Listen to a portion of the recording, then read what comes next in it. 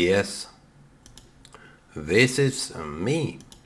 Again and again.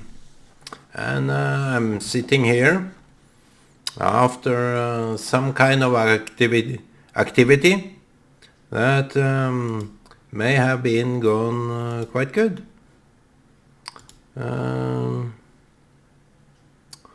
Quite good. So,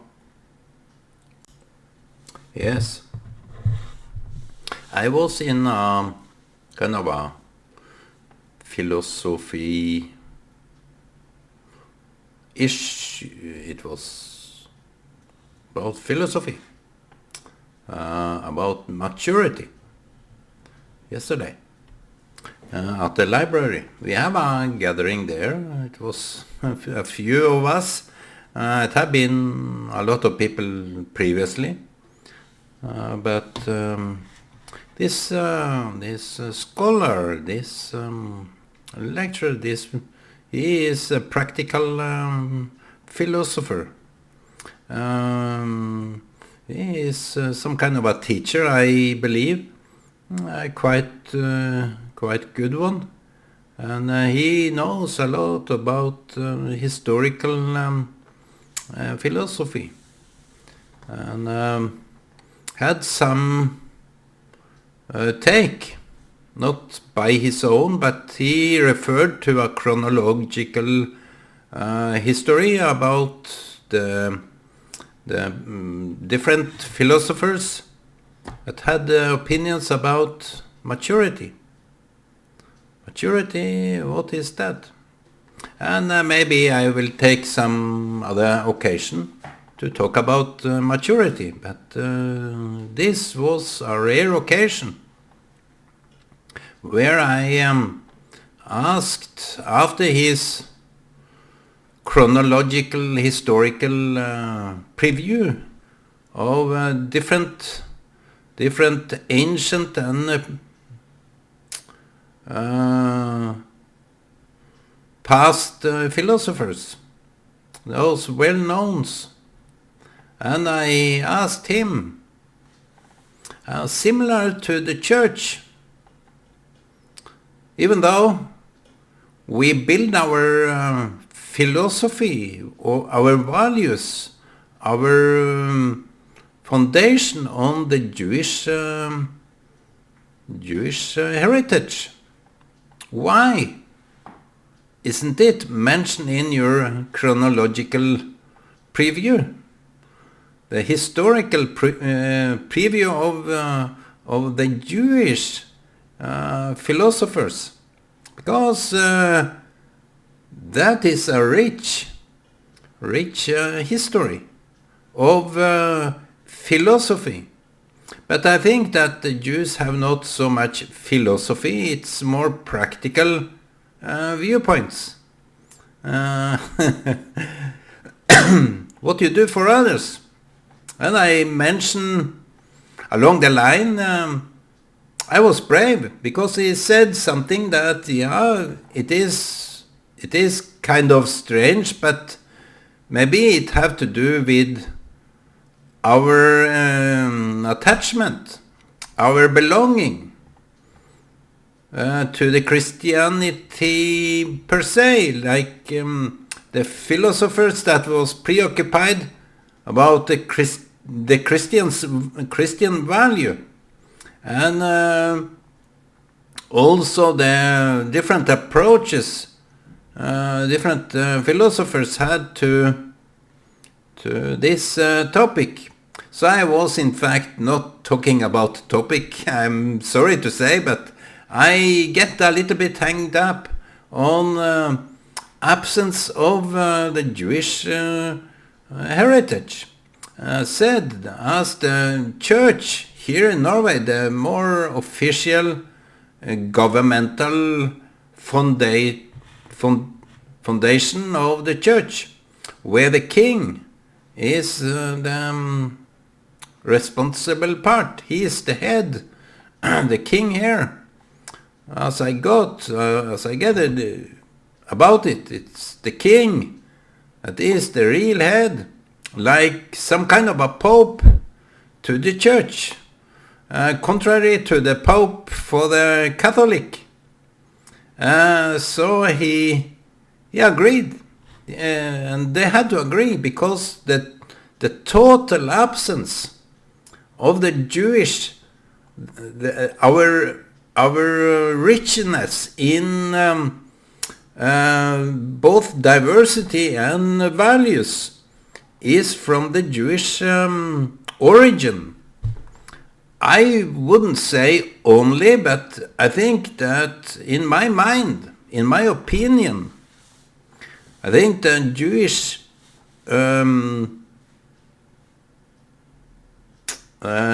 impact on different cultures is so profound that you can't really overstate it. Within the Christianity, we have the Jewish ingredients. It's all about the Jewish heritage. Like the word, what you do for others.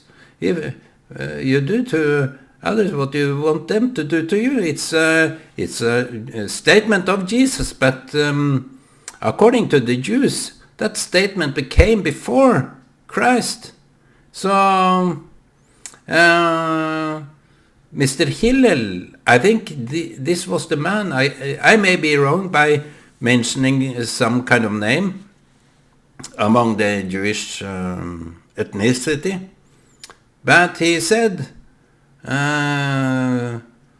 something similar, that he is standing on what he was asked, what would you sum up the entire law if you could say it in one sentence? Standing on one feet, how would you express the law, the intention of the law?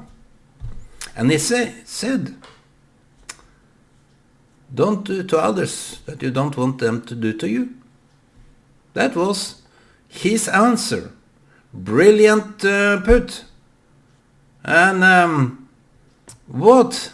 I mean, how come? Sorry for that, I get a little bit shocky sometimes. Something slips and I get a real shock. And when they so I have to Google that word because it's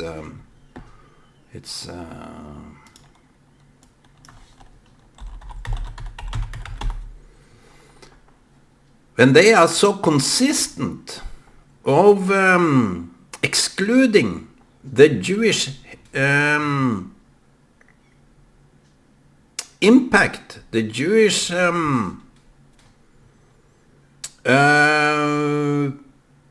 signature. So I was a little bit provoked by that he only put up some Greek philosophers, some atheists, some Christians, and none. But he mentioned only one, that was a Jew. Of course, you have many Jewish philosophers, but in the Jewish tradition, Jewish thinker, among the Jewish thinkers, they had to burn books during the Second World War, or before that, the First World War. They burnt the wisdom of the Jewish philosophers, like Spinoza. He was a big philosopher, and he was also an atheist. He didn't believe in God, Spinoza. And I don't have all these names. I'm not going to have some brilliant word of this, but it's this obvious lack of Jewish. They belong in the midst of every philosophy, because in the Jewish philosophy you see also the approach from God, and the approach from the humankind, the individual approach. I'm not a great philosopher in that regard, but you have different... if you read the Bible, in a philosophy aspect to it, it have a great multitude of philosophy, values, even the language. I have said previously that without the Bible you have no language. Of course we have language, but I try to put it in a simple term, because if the word wasn't put down, if the letters were not put down, and it was put down by God, the first letters was put down by God. Maybe they had some letters before, but until they saw the letters in the law, they knew what meaning was. And Hebrew letter have this entity to it that really blow your mind. I can't go into every part and bits of this, but in that 1.5 hours, they were talking about maturity. And I said something about the distance between, that is an obvious fact. If you want to motivate your child to walk, the infant child that never put his feet under him or her in order to walk, if you want to motivate, you walk away. You distance yourself to the child. You distance yourself, and that is some kind of a Jewish wisdom. Because lack of water for the tree, lack of water makes the roots grow deeper. That's it's nature. And if you want to make your child walk, distance yourself. And they say here in Norway, I think it's a common worldwide saying, if you want the birds to come back to you, you have to let it free. So if you have children, the philosophy is let them free.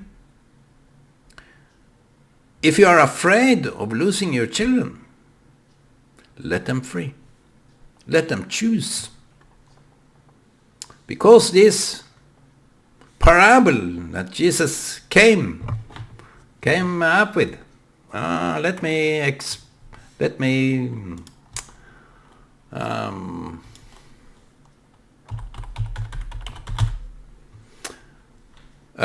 it's the parable of the begotten son that went away. He heard everything and he went away. But maybe he didn't understand what the heritage was. The heritage was his father's home. So he let him loose. He didn't blame his son. Yes, go. It's okay. I give you what's yours. Of course, you got it from the start. I try to teach you. I try to educate you. I try to make you walk. I try to make you independent. Now, the ultimate test is I let you free. And I think that is a great wisdom to that parable. Because any human kind that is told, you have to be here, will walk away. Am I confined now? Yeah, you are confined. You can't move away. You are in prison. You are jailed. Now you are here. You are with me.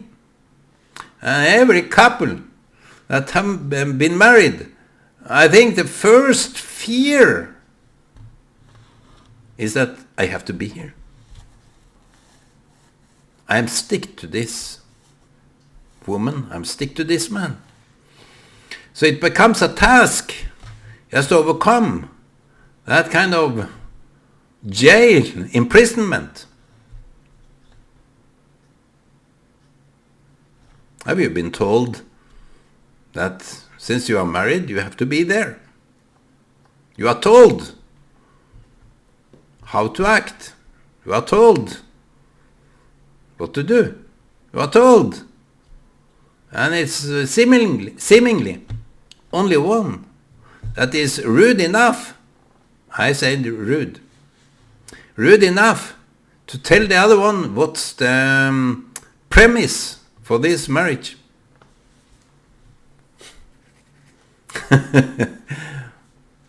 The premise for a marriage, it's told by the only one. The dictatorship of fact. We call it like that because no man, no woman is to tell any other, even by God. I know a little bit about that. No human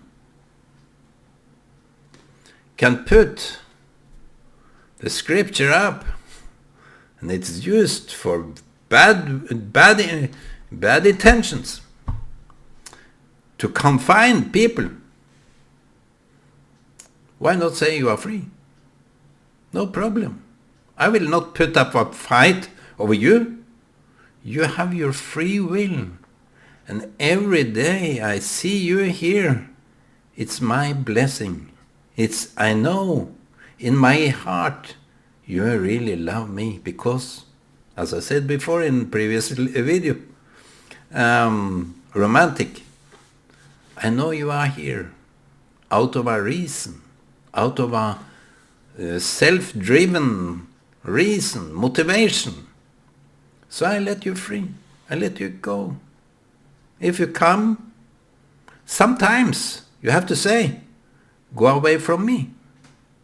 Sometimes you have to do that in order to see what's really there. You have to do the ultimate test, like the fathers to the son. Just, you are free.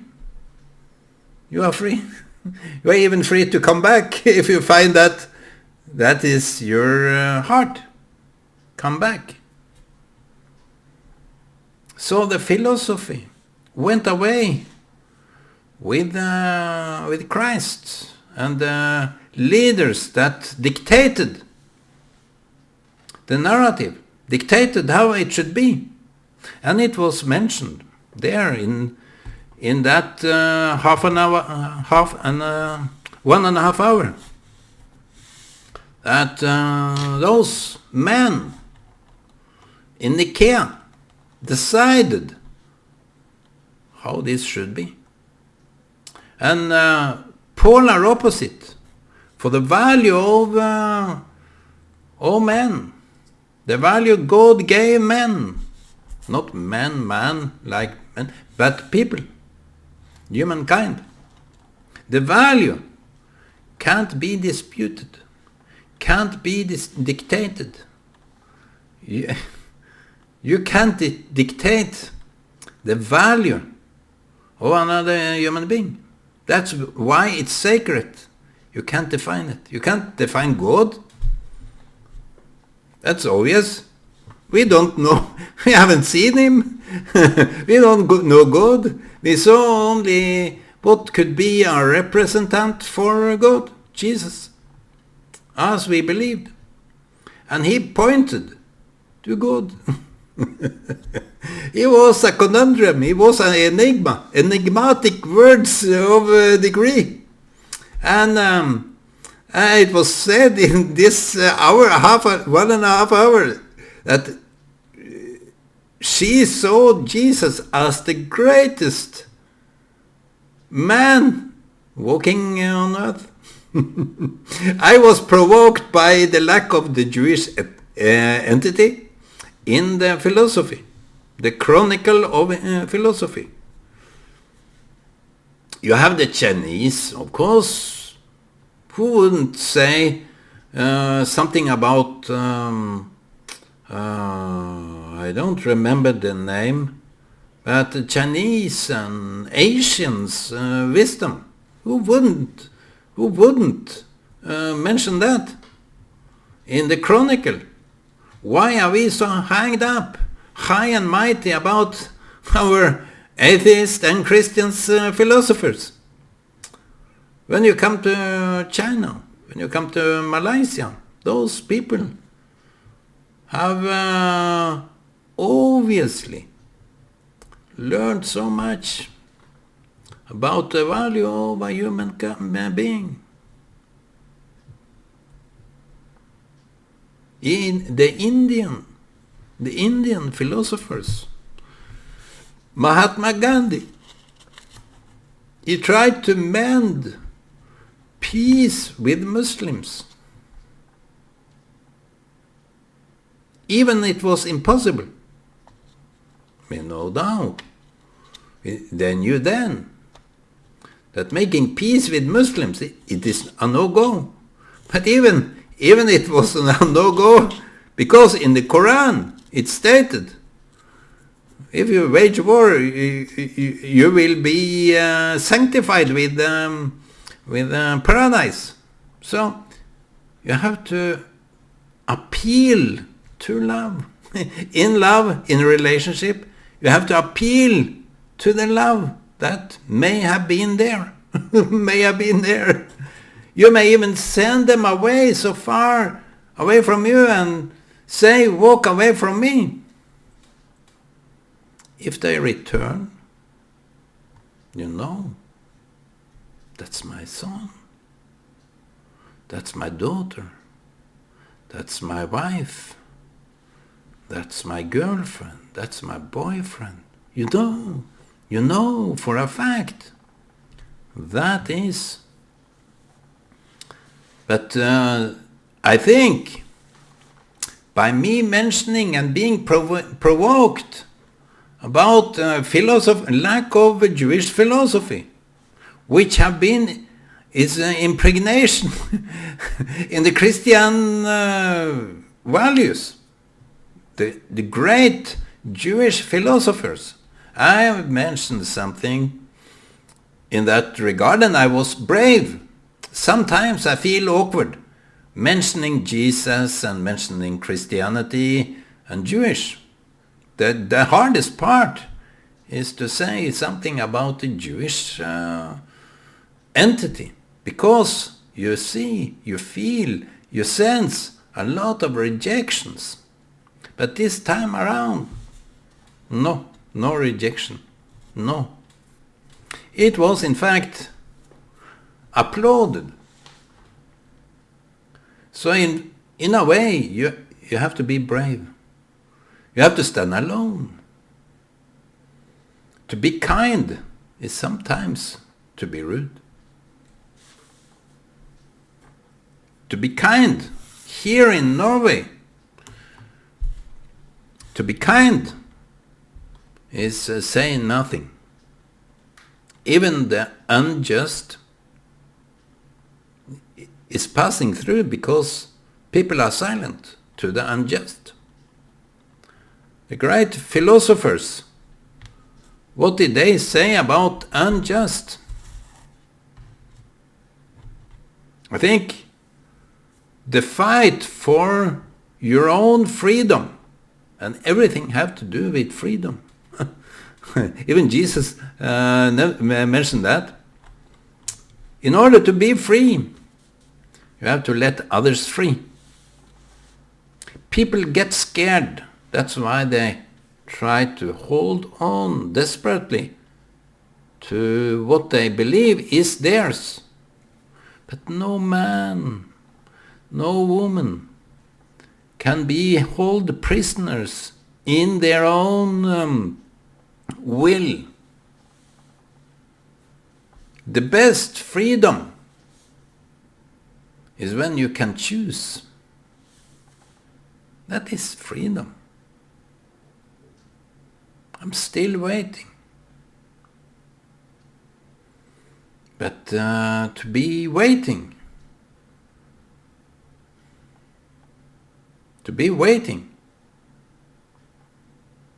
it doesn't take so much of a toil, because it's just there. You have it in your heart. You have the one in your heart. And I bet this father of this begotten son had this son in his heart all the way. Even before he was born. After he left. After maybe he tried to find out, where is this guy going? So where did the Jewish wisdom go? How come they went so far away? They went into the chambers of fires. They went into the toxicity of what do you call it? The toxicity of mustard. The gas chambers of mustard. Kill them.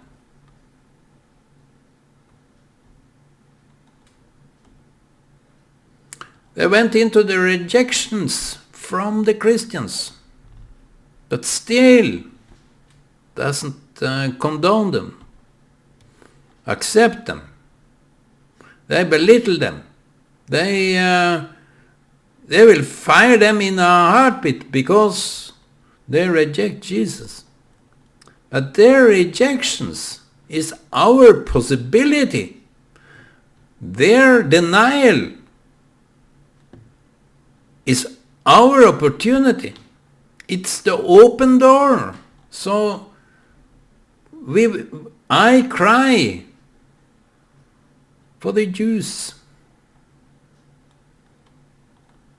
In my cry yesterday, I wanted them to be back on track. Be brave, be proud of who they are. You didn't go far, and we shouldn't have this love for hate premise. We should hate what is sabotaging the relationship with the Jews. We should hate what caused their rejection. We should mend our way. We should build bridges of love. So today is Shabbat.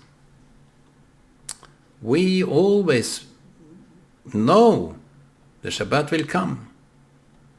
As we know, together with the Jewish people, I will say, the Messiah is coming. That is the only answer for the philosophy that we are wondering about. I don't think I have the answer per se, but we are walking in faith. Faith is the reason for everything. So, my friends, this is a nice day. I wish you all Shabbat Shalom, and be in peace and tranquility.